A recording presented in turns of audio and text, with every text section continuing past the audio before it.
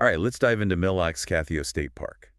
We've got YouTube videos, park websites, tourist guides, even some Wikipedia. Oh, wow. Covering all the bases? Yeah, figured we'd go all out for this one, see what makes this place tick. It's a National Historic Landmark, right? So there's got to be more to it than meets the eye. You got that right. The history here goes back thousands of years. It's not just like, a few scattered artifacts. We're talking about a whole story of Dakota Indian culture, interactions with the Ojibwe, the impact of European explorers. I was reading about the archaeological sites, 19 of them in the park. 19, that's right. Kind of blew me away. One site in particular caught my eye, dates back to around 1660. It was the Dakota village. Archaeologists found ceramic fragments, stone tools, even evidence of a long rectangular house.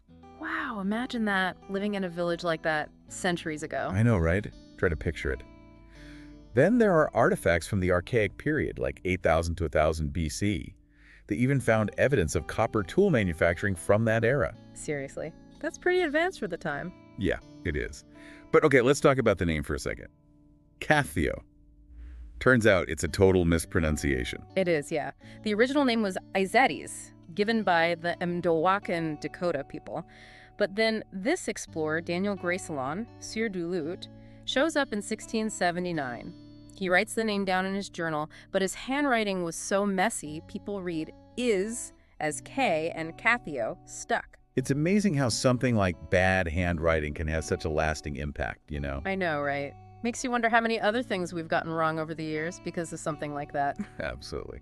Speaking of uncovering hidden stories, I got to ask about this fire tower. Everyone keeps mentioning this 100-foot fire tower. What's the deal with that? Oh, the fire tower. It's something else. You really can't miss it. You climb to the top and you get this incredible panoramic view. The rolling forests, Lake Mille off in the distance, the Rum River winding through it all. Sounds like a completely different perspective from up there. Oh, it is, definitely. Like a Paul Bunyan view of the world, right? Exactly, haha. But it's not just a pretty picture, is it? The landscape itself has a story to tell. For sure. The whole area was shaped by glaciers thousands of years ago. You can see it in the rolling hills, the lakes, the mix of forests, oak, maple, birch, pine, it's all there. It's amazing how those ancient forces still shape what we see today. Let's zoom in a bit, though. I'm curious about the wildlife. I was watching one of those YouTube videos, and the person mentioned all these chipmunks running around and wild raspberries. Oh, yeah. Yeah, like a full-on berry buffet. Sounds like a pretty good deal to me. It seems like the park is full of life. One visitor even helped a turtle cross the road. Oh, that's cute. I know, right? And get this, Mille Kathio is apparently a great place to learn about snakes. Did you know Minnesota has 17 different kinds? 17. Seriously, I had no idea. Yeah, me neither. One of the YouTubers actually went to a park-hosted snake class. They said the instructor was a real character, full of corny jokes. Sounds like fun. Okay, so we've got history, beautiful scenery, wildlife, but what about activities? What do people actually do at Mille Kathio? What makes people want to spend a whole weekend or even longer there? Well, let me tell you, there's no shortage of things to do. This park has something for everyone, really. First off, they've got this incredible trail system. 35 miles of trails. Can you believe that? 35 miles. Wow. Yeah, and there are trails for all skill levels. So whether you're a hardcore hiker or just want a nice leisurely stroll, you're covered. Okay, so I don't need to be training for a marathon to enjoy these trails. Nope, not at all. That's good to know.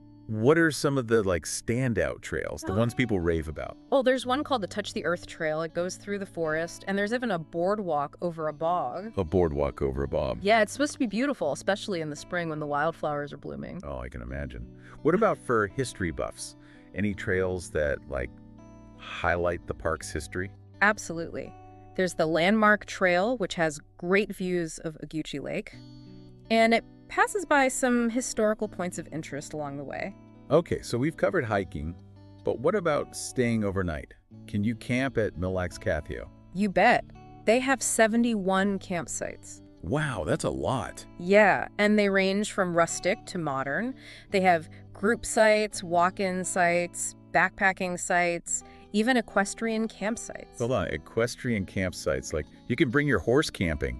Yep, that's right. That's amazing. It is. And if you're not into roughing it in a tent, they also have camper cabins. Camper cabins, now you're talking. Uh-huh. Okay, this is important. Water activities. With a name like Mille, there's got to be some good stuff on the lake, right? Of course. Mille Lake and the Rum River are perfect for fishing, swimming, canoeing, kayaking. So pretty much everything. Pretty much. And you can even rent canoes and kayaks right there in the park. Nice. So you don't even need to bring your own. So we've got hiking, camping, water activities. This is sounding more and more like a year-round destination. Don't tell me they have winter activities too. Oh, they do. In the winter, you can go cross-country skiing, snowshoeing. They even have a sledding hill. No way, a sledding hill. Yep. This park has everything. It really does. You know, going through all these sources, one thing that really stood out to me was this sense of community. Like, people really connect with each other at Mille Kathio. I noticed that too. It's like the park itself fosters a sense of connection. Yeah, I saw this one video where a couple stopped to help a turtle cross the road. It was such a small thing, but it just spoke volumes about the kind of people who go to this park. It did. And that sense of community extends to the park staff too. There's a story about a ranger who had to deal with a pretty difficult camper. This camper was being loud and disruptive, not exactly following park etiquette, but the ranger stayed calm and professional, made sure everyone was safe and having a good time. That's great to hear. Yeah. It's good to know that the park staff are looking out for everyone. You know, I was also really impressed by that park-hosted snake class we talked about earlier. Oh, yeah, the one with the corny jokes. Yep, that's the one. It just goes to show that learning can be fun, even when you're dealing with snakes. Absolutely. And that brings us to another important point about Mille Kathio. It's accessibility. This isn't just a park for hardcore outdoor enthusiasts. Families, couples, solo travelers, people of all experience levels can come here and have a great time.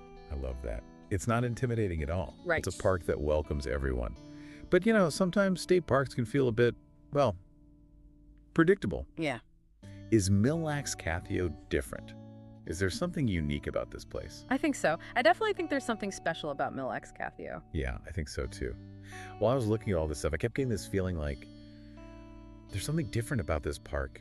It's hard to put into words, but it's like almost magical. Magical. Yeah, one of the YouTubers even used that word.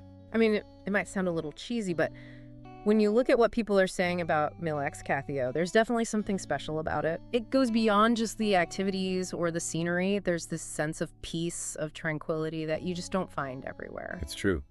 I was watching this one video, a family paddling down the Rum River. And it was so peaceful, so serene. They were surrounded by all this greenery. And the water was so calm, you could almost hear the stillness, you know? I know exactly what you mean. It's like a total escape from the everyday world. It is. It's like a refuge. And that's what so many people are looking for these days, that chance to unplug, to reconnect with nature.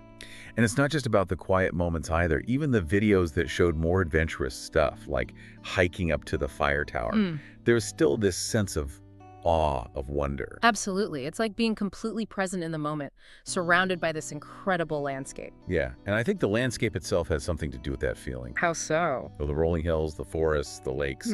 It creates this feeling of enclosure, like you're being enveloped by nature. You're right. It's like the park itself is offering you a refuge. Exactly. A place to breathe, let go of your worries. And it's not just the big picture stuff either. It's the little details, too. The wildflowers along the trail, the chipmunks running around, the sound of the wind in the trees. It's all those little things that make it so special. It is. It's like a sensory feast for anyone who takes the time to really appreciate it. I'm actually feeling a little bit jealous of anyone who gets to visit Mille Kathio. Me too. It sounds like an amazing place. It does.